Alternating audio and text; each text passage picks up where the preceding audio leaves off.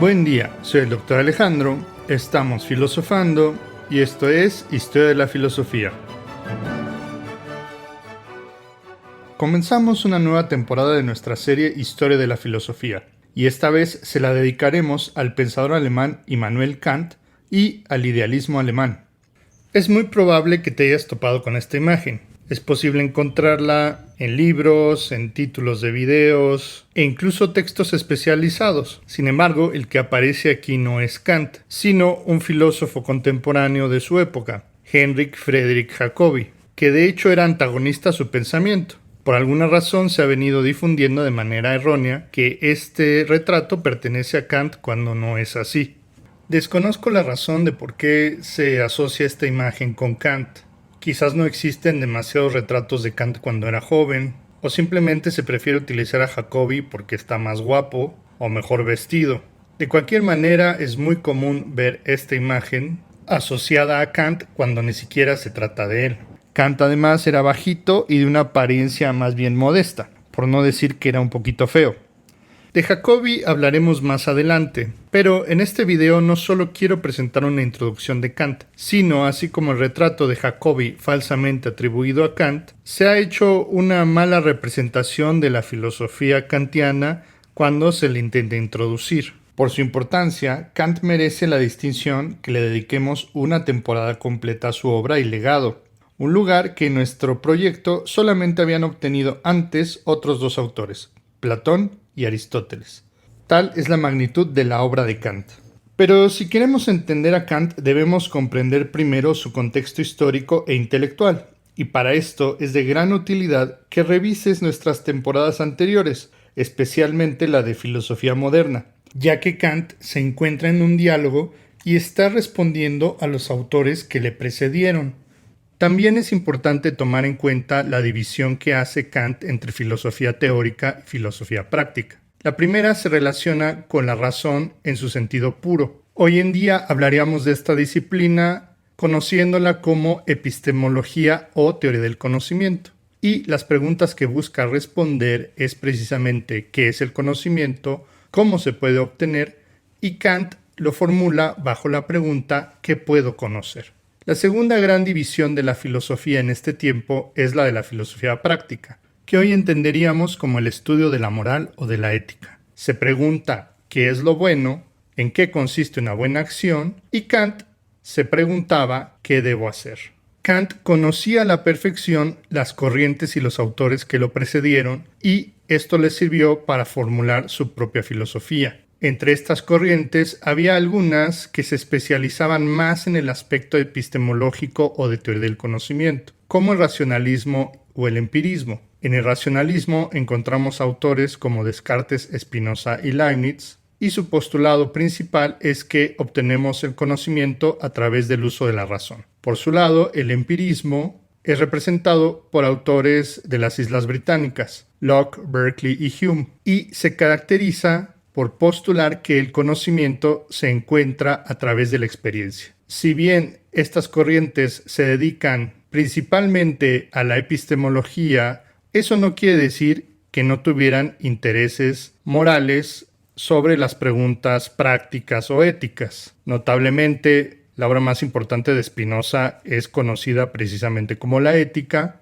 y Locke fue un reconocido pensador político, así como Hume desarrolló una importante teoría de las pasiones y de las emociones humanas. Sin embargo, a pesar de estas inquietudes sobre la moral, estas corrientes se caracterizan principalmente por su preocupación epistemológica. Habrá otros autores que se dedicarán más de lleno a los problemas políticos y morales. Entre ellos encontramos a los autores de la Ilustración, Voltaire, Diderot y Montesquieu, que utilizaron la razón para criticar las convenciones políticas, sociales y religiosas de su tiempo. Sin embargo, después de ellos, hubo otros autores críticos de la Ilustración, como fue el caso de Rousseau y Jacobi, que denunciaron los excesos de la razón.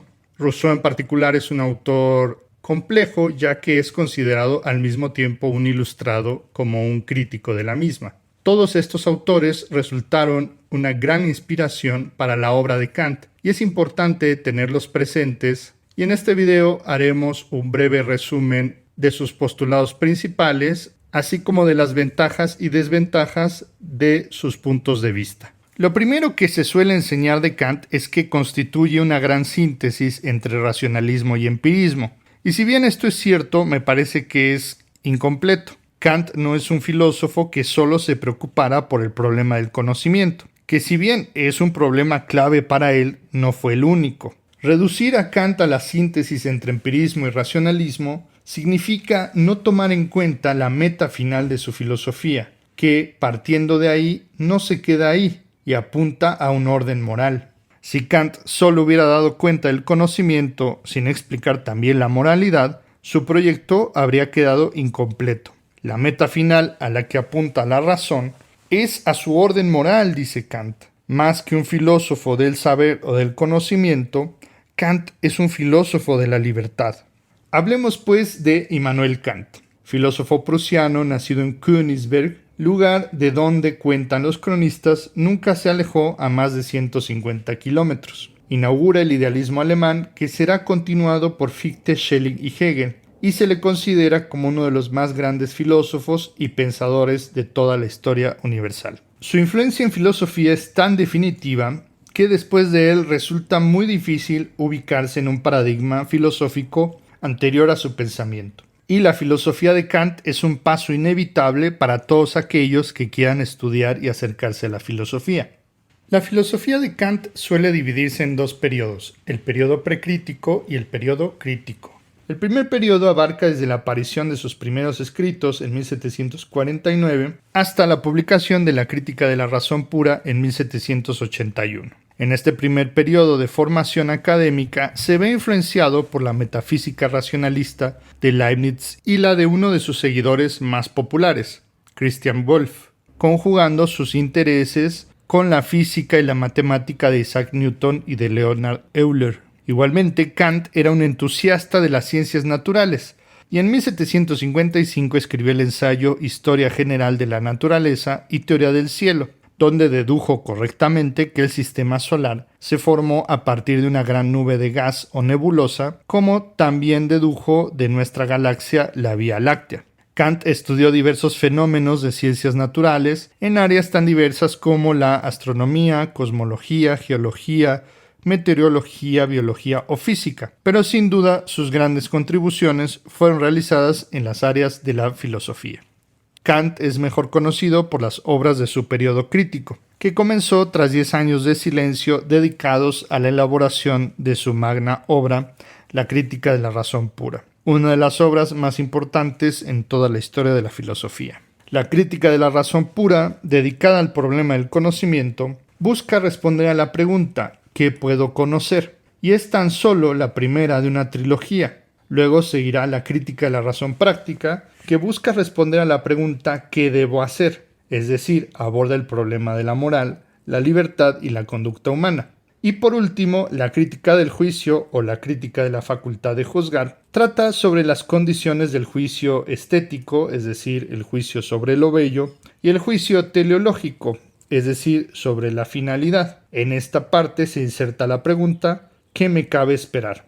Las tres críticas constituyen los textos más importantes de Kant, pero no son los únicos. Por ejemplo, los prolegómenos a toda metafísica futura es un resumen o breviario de la Crítica de la Razón Pura y por ello busca responder a la misma cuestión, ¿qué puedo conocer? Respecto a la segunda pregunta, ¿qué debo hacer?, acompaña a la Crítica de la Razón Práctica las obras que es la Ilustración, Fundamentación de la Metafísica de las Costumbres y La Paz Perpetua. Y respecto a la pregunta ¿qué me cabe esperar?, se incorpora el problema de la relación entre fe y razón que Kant elabora en La religión dentro de los límites de la mera razón, obra que le valió ser censurado por el rey Federico II de Prusia. Estas tres preguntas, ¿qué puedo conocer?, ¿qué debo hacer? Y ¿qué puedo esperar?, constituyen la agenda de investigación de la filosofía de Kant, siendo la primera una pregunta de orden teórico, la segunda de orden práctico y la tercera una combinación entre las dos. No obstante, Kant insiste que el interés supremo del ser humano es la pregunta práctica, pues en el fondo el hombre se preocupa más por su bienestar y es así cómo la razón práctica dirige a la teórica, además de que la verdadera autonomía del ser humano radica en su capacidad de pensar en términos prácticos. A las tres preguntas kantianas se añadirá al final de su obra una cuarta, que es el hombre, que desarrollará en su trabajo Antropología de 1798. Hasta entonces, la filosofía había empleado la razón para obtener ciertos conocimientos, pero lo que no había hecho es estudiar a la propia razón. Las escuelas de pensamiento racionalista y empirista arrancaban su investigación apostando por una de las facultades humanas del conocimiento. El racionalismo apuesta por la razón, el empirismo por la experiencia. Pero lo que no hace ninguna de estas escuelas es preguntarse primero en qué consiste exactamente cada una de esas facultades que están estudiando y por qué tendrán que escoger una sobre la otra. Kant toma un camino diferente y de una forma metafórica da un paso atrás a la labor de los empiristas y racionalistas. Él no comienza apostando por una facultad del conocimiento, sino que hace una crítica de las facultades antes de emprender cualquier investigación. Kant no comenzará su filosofía ni hará ninguna observación del mundo hasta que antes y primero se realice un estudio o crítica de las facultades humanas del conocimiento que habrán de emprender esa búsqueda. De ahí el término crítica, que aparece en el título de sus obras más importantes y que también denomina su estilo de hacer filosofía, también llamado criticismo. Esta crítica significa un examen detallado o riguroso de las capacidades y límites del conocimiento humano. Y así, la crítica de la razón pura significa el estudio o examen de la facultad de la razón en su aspecto meramente teórico, es decir, puro. Esto a diferencia de la crítica de la razón práctica, que se refiere a la razón aplicada a las formas en que nos comportamos y respondiendo a la pregunta ¿qué es lo bueno? Por su parte, la crítica del juicio o de la facultad de juzgar se refiere al modo en que se realizan ciertas proposiciones, y en este sentido es tanto teórica como práctica. Si tuviéramos que resumir la motivación de Kant en una sola pregunta sería ¿cuáles son los límites de mi conocimiento? Notar aquí el cambio radical de perspectiva que hace Kant. Si todos los pensadores anteriores a él estaban empeñados en conocer qué es lo verdadero, Kant no se precipita y hace una pregunta anterior aún más fundamental. ¿Cómo puede llegar el hombre a conocer eso verdadero? Es decir, el objeto mismo de la filosofía de Kant no es otro sino las facultades humanas para adquirir conocimiento, la razón y la experiencia. Es como si Kant cambiara el estudio de la filosofía del objeto al sujeto, pues se percata que el resultado de nuestras investigaciones está condicionado por nuestra propia forma de conocer, y este es un factor que la filosofía no le había puesto la suficiente atención hasta ahora. Para Kant es tan importante el modo en que conocemos como nuestro objeto de conocimiento. Incluso el modo de conocer resulta más importante si consideramos que éste determina nuestros resultados. Este cambio de perspectiva filosófica resultó una revolución intelectual y recibe el nombre de giro copernicano. Así como Nicolás Copérnico propuso un nuevo modelo astronómico donde ya no era el Sol el centro del sistema solar, suponiendo así un cambio de paradigma en astronomía, el giro copernicano en filosofía representa tomar en cuenta la participación misma del sujeto en la construcción del conocimiento. Si los antiguos astrónomos no lograban dar con el modelo verdadero del sistema solar, era porque no consideraron que la Tierra y los seres humanos que habitaban en ella también estaban en movimiento, como el resto de los cuerpos celestes. Desde la Tierra parecería que todo se mueve a nuestro alrededor, el Sol, la Luna, los planetas y la bóveda celeste. Pero en realidad, nosotros también estamos en movimiento. Si no tomamos en cuenta este factor, parecería que la Tierra es el centro del universo, aunque no sea el caso. Así, nuestro movimiento en el sistema solar es un factor crucial a considerar. El sujeto participa activamente en la construcción del conocimiento e ignorar este factor conduce a resultados dudosos. A los filósofos anteriores a Kant les ocurrió como a los antiguos astrónomos, que no consideraron al propio sujeto como un factor de investigación que afecta a los resultados. La filosofía crítica de Kant comienza por esa consideración, la del sujeto como partícipe de la construcción del conocimiento, y llegará al descubrimiento de que esta consideración no es menor, pues la actividad del sujeto determina de forma considerable el resultado de la investigación científica. En esto consiste la revolución que supone el giro copernicano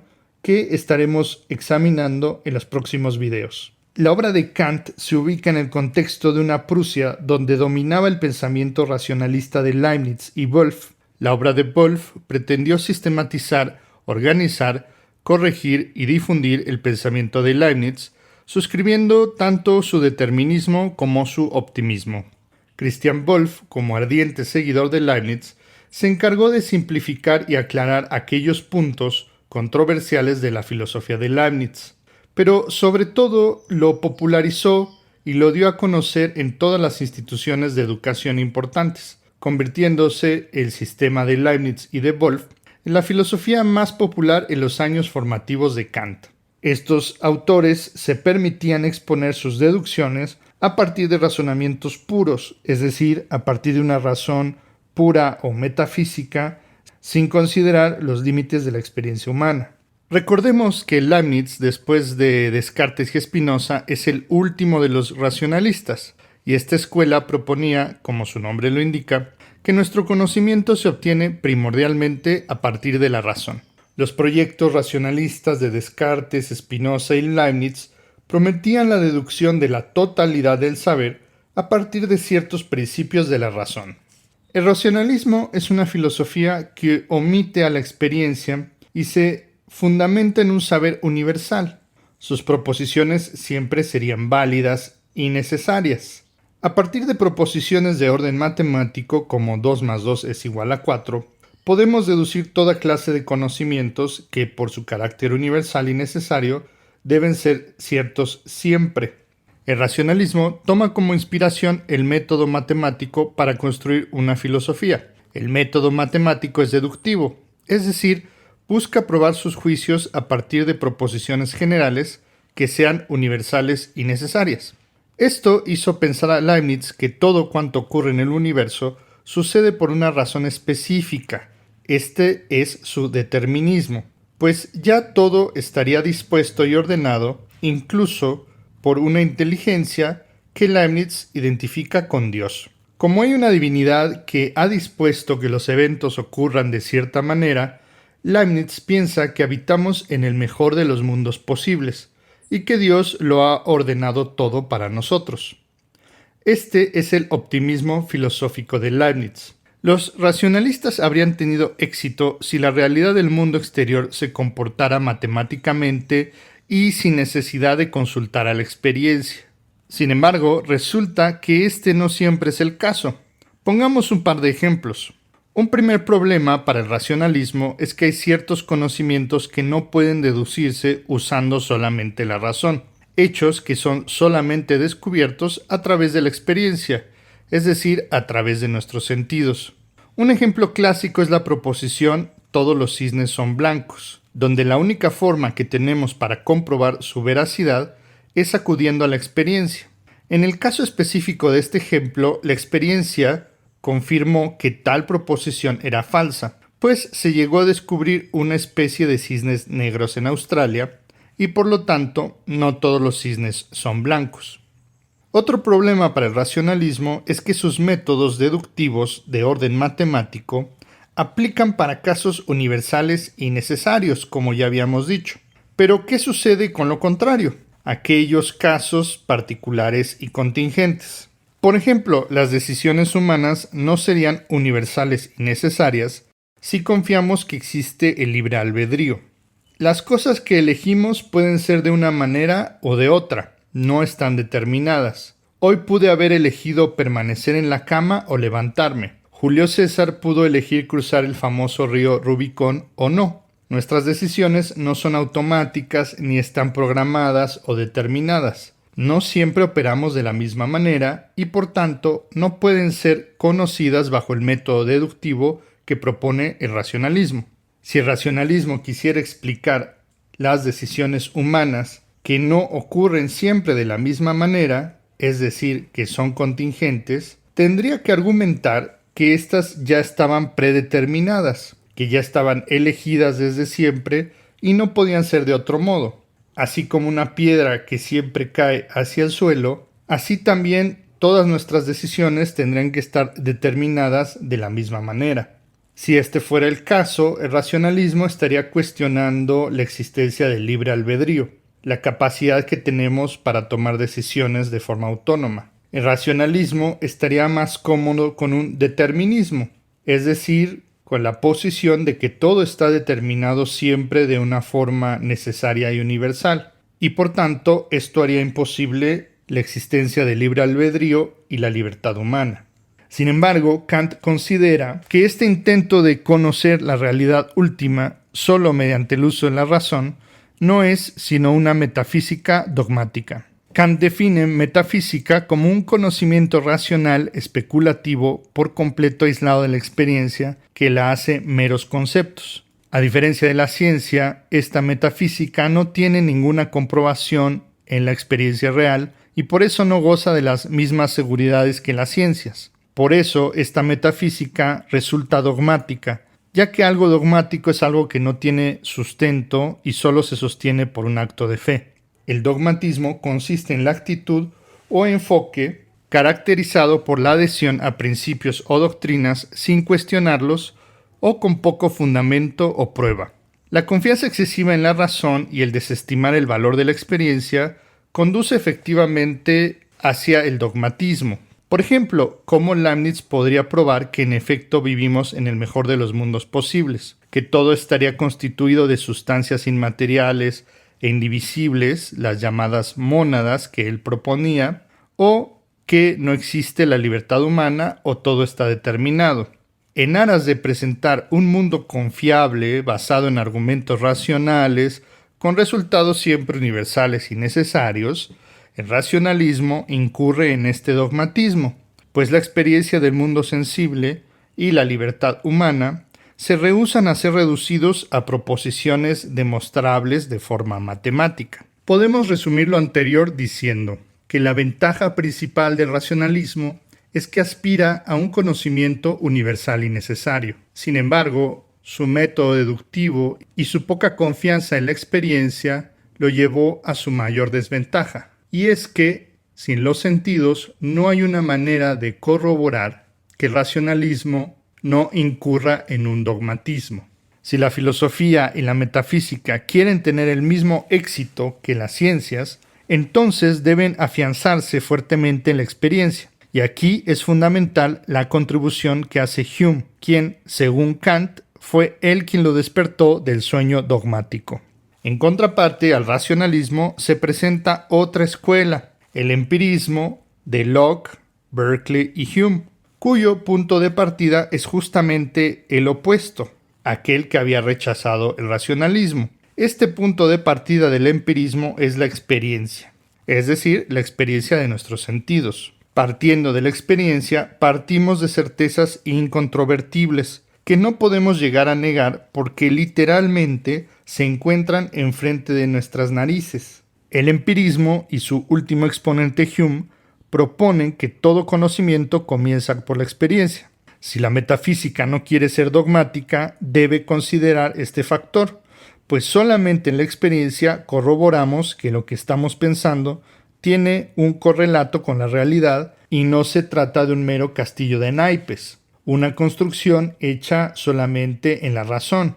El empirismo no apuesta por la deducción, que comienza con postulados generales para llegar a proposiciones particulares, como lo hace el racionalismo, sino que su método es justo el opuesto. No es la deducción, sino la inducción, que se trata de un proceso de razonamiento que parte de casos particulares y específicos con la esperanza de establecer leyes o postulados generales. Siguiendo el caso de los cisnes, el empirismo parte de la observación de cada ejemplar, tomando nota de cada caso específico y así, en su momento, formular un postulado general. Sin embargo, la inducción tiene un carácter provisional. Yo puedo decir que solo hay cisnes blancos o cisnes negros hasta que no se demuestre lo contrario, y nunca de forma definitiva, porque así como se llegaron a encontrar cisnes negros, podría darse el caso con una especie de cisnes de otro color, rosados o amarillos, de los cuales antes no teníamos conocimiento.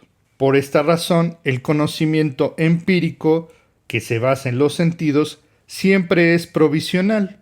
Es más confiable que el racionalismo en el sentido de que se finca en los sentidos y lo podemos comprobar con nuestros propios ojos. Sin embargo, solo se limita a aquello que podemos ver, es decir, solo hay cisnes blancos o negros hasta que se demuestre lo contrario.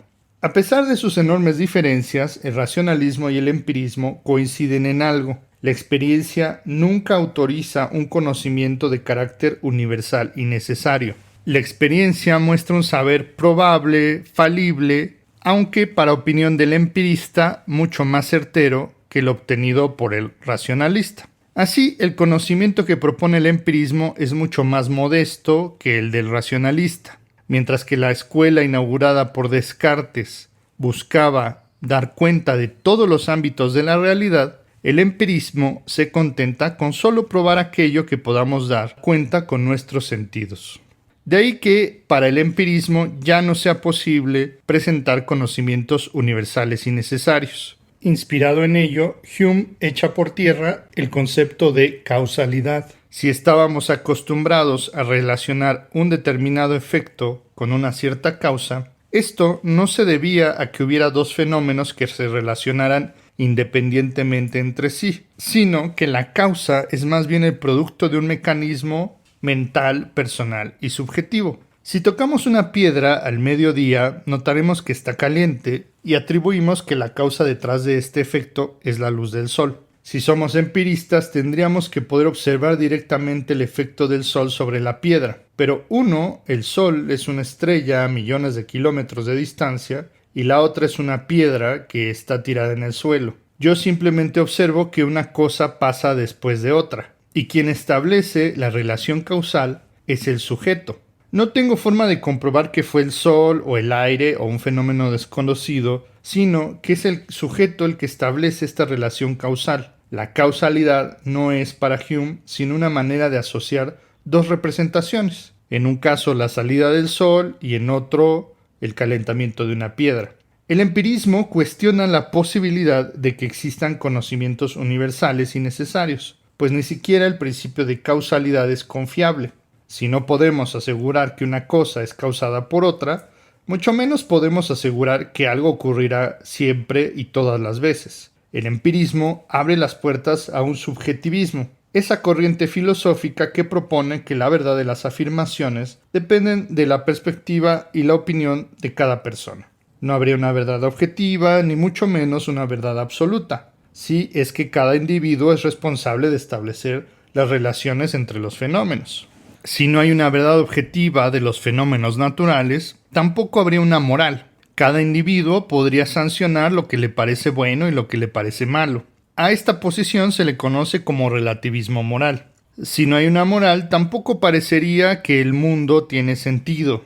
Esto llevaría a pensar que el empirismo conduce al nihilismo, es decir, la negación de un significado o un propósito mismo de la vida. Esto aunado a que la existencia de Dios, como aquel ser que solía garantizar la trascendencia y el significado a los seres humanos, también sería cuestionado a partir del empirismo, pues no tenemos ninguna evidencia empírica a través de nuestros sentidos de que Dios exista. Además de ello, la crítica a la causalidad de Hume cuestionaría la idea de la creación, pues sería muy difícil demostrar que hay una causa creadora, productora del universo, si ni siquiera podemos probar que el sol puede calentar una simple piedra. Al limitar el conocimiento a solo aquello que podemos percibir con los sentidos, el empirismo no solo niega la posibilidad del conocimiento universal y necesario, o la existencia de un principio de causalidad, sino que también critica importantes presupuestos sociales y morales.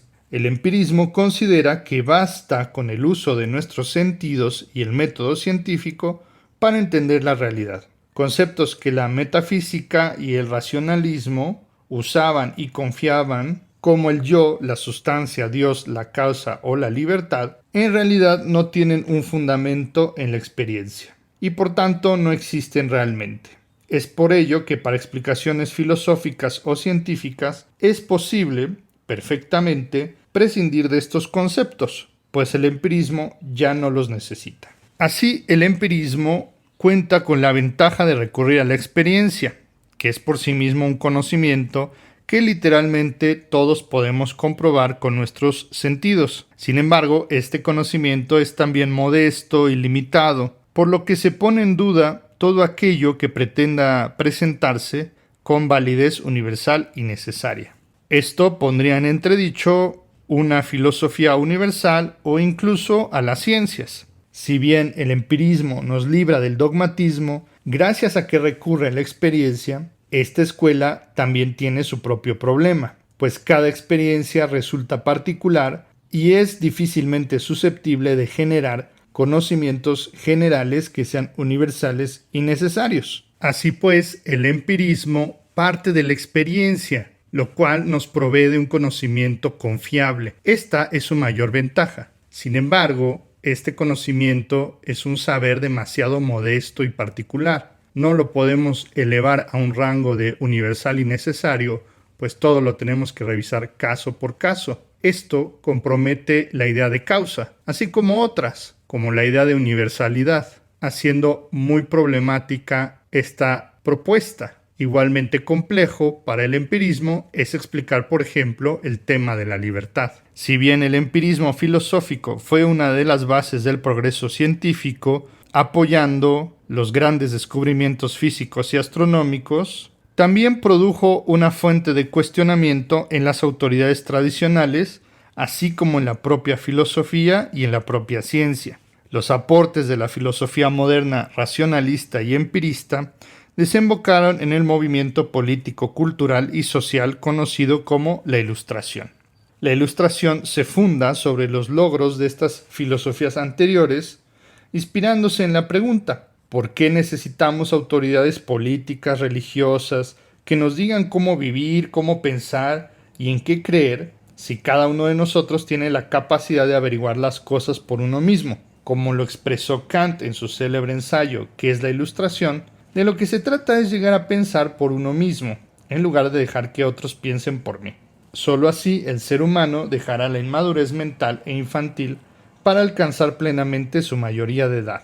Sin embargo, ya para la década de 1780, mientras Kant escribía su obra máxima, La crítica de la razón pura, la Ilustración ya se encontraba en una franca crisis.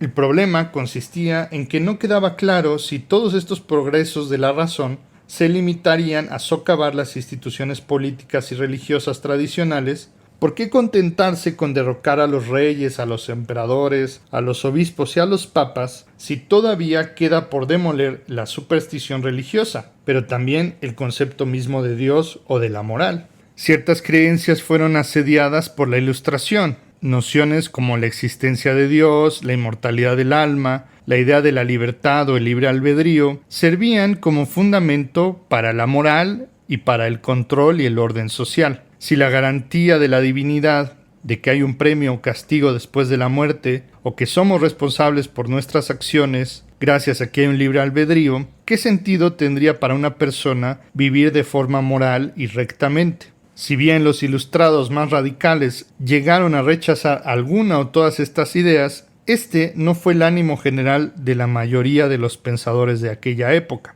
Las ideas ilustradas condujeron primero a la Revolución Francesa, y esta, en su versión más radical, en la época del terror, momento de gran fanatismo político, y que comenzó juzgando a los nobles y a los religiosos, terminó por devorar a sus propios hijos, a los mismos revolucionarios. Si bien la razón se veía en la Ilustración autorizada para criticar absolutamente todo, ¿cuál es el límite de la razón? Y sobre todo, ¿qué nuevos valores habrían de fundarse en un mundo post-ilustrado más allá de las instituciones tradicionales? Los políticos más sagaces se dieron cuenta de que una nueva sociedad podría ser tan radical y tan racional como quisiera, pero se requería de ciertos valores comunes para no caer en la anarquía y en un extremo individualismo.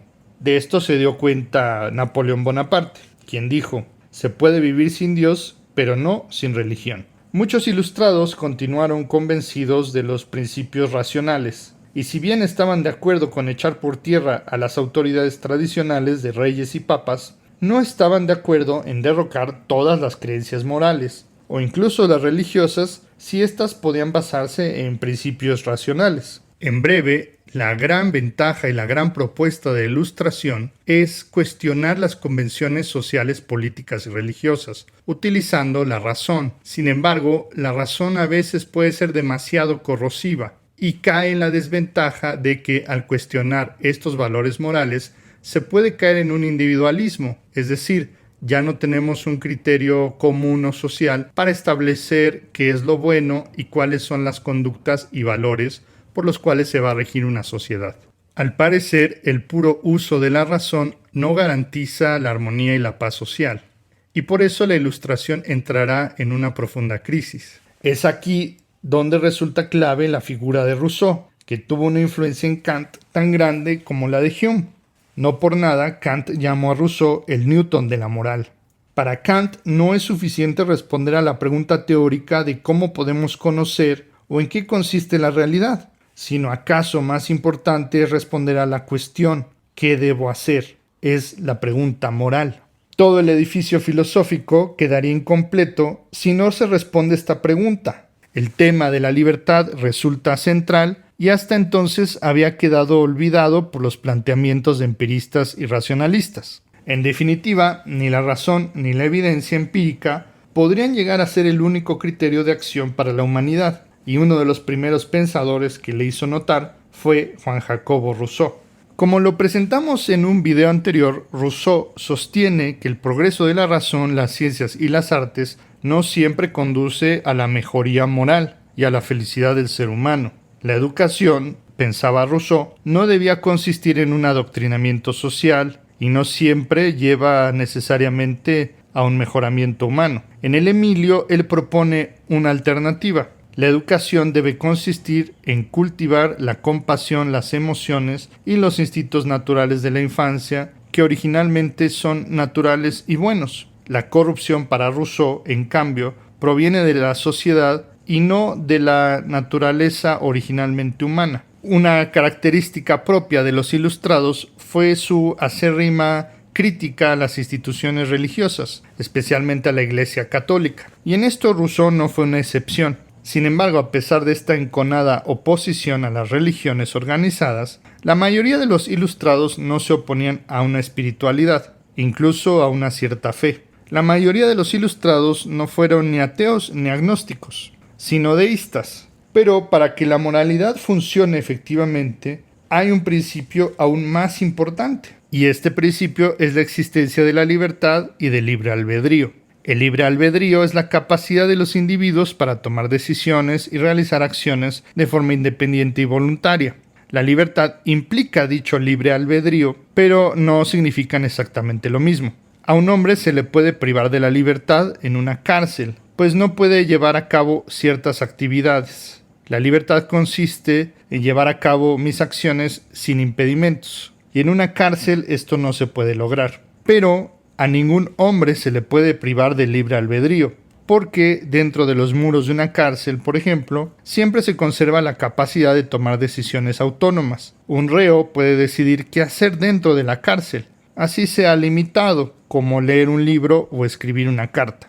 Rousseau fue en este sentido el campeón defensor del libre albedrío y de la libertad. No por nada, su obra máxima, El contrato social, comenzaba así: el hombre nace libre, pero en todas partes está encadenado. Rousseau pertenece a una nueva especie de autores, uno de los pocos casos que se adelanta a su tiempo y ya no es posible llamarlo un simple ilustrado. Rousseau es más bien un prerromántico o protorromántico. El romanticismo será la corriente que seguirá a la Ilustración. Consiste en ser una corriente artística e intelectual que se opone a la Ilustración, criticando su rigidez y su confianza excesiva en la razón, abogando, en cambio, por la importancia de los sentimientos, la naturaleza y la autenticidad. Décadas antes de la aparición en pleno del romanticismo, Rousseau ya defendía estos ideales. y por eso se le considera un importante precursor o prerromántico. Jacobi, como Rousseau, denunció los peligros del pensamiento ilustrado y de la filosofía moderna. Por ejemplo, Jacobi participó en la polémica contra el espinosismo, denunciando que dicha filosofía, más que un deísmo o un panteísmo, como se le solía interpretar, suponía el ateísmo.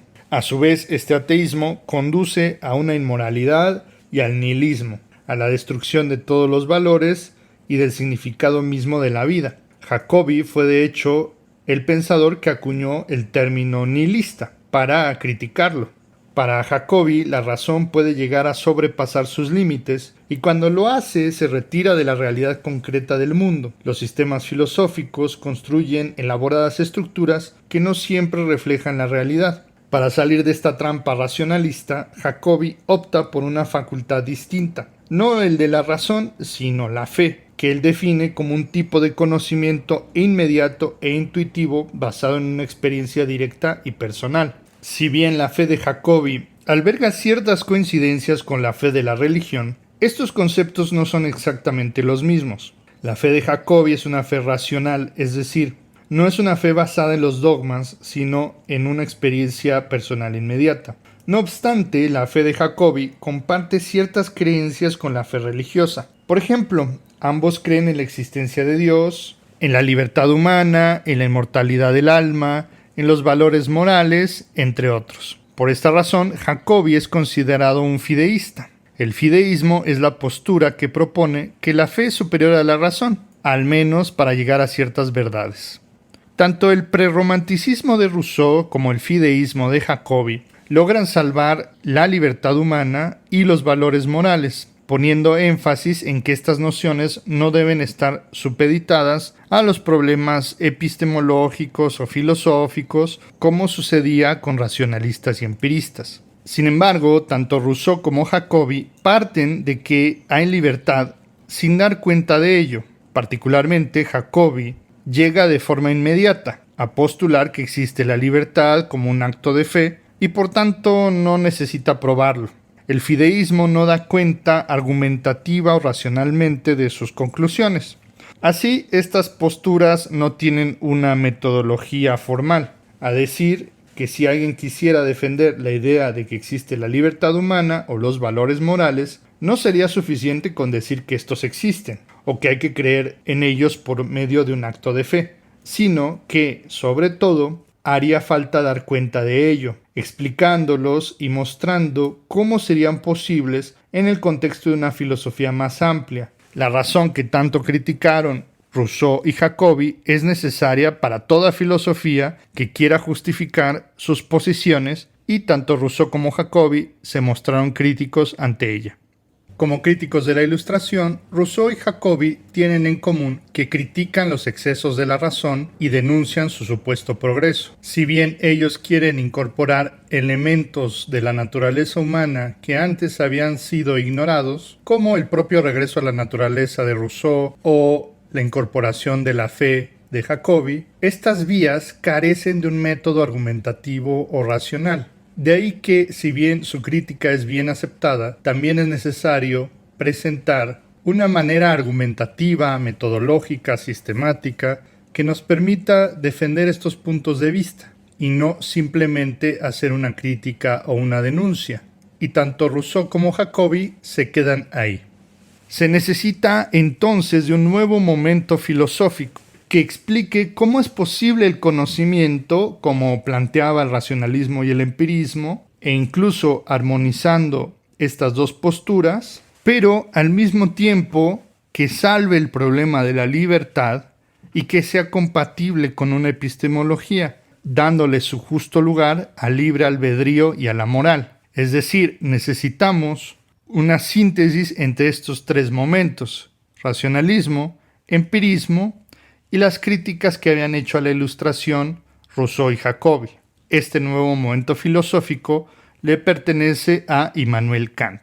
La filosofía de Kant considera que un nuevo movimiento solo será posible si la investigación filosófica comienza siendo una crítica de las facultades humanas, tanto las teóricas como sucede en la crítica de la razón pura, como de las morales, como sucede en la crítica de la razón práctica. No basta con conformarse con decir que hay libertad, como hizo Rousseau, o como planteaba Jacobi a través de la fe, sino que se necesita explicar cómo es posible la existencia de la libertad y el libre albedrío, y que además esto sea compatible con los planteamientos teóricos. La tarea que se planteó Kant es verdaderamente titánica, pues implica sostener que hay un conocimiento puro, como planteaban los racionalistas. Esto garantizaría un conocimiento general, universal y necesario, que es fundamental para la ciencia y la filosofía.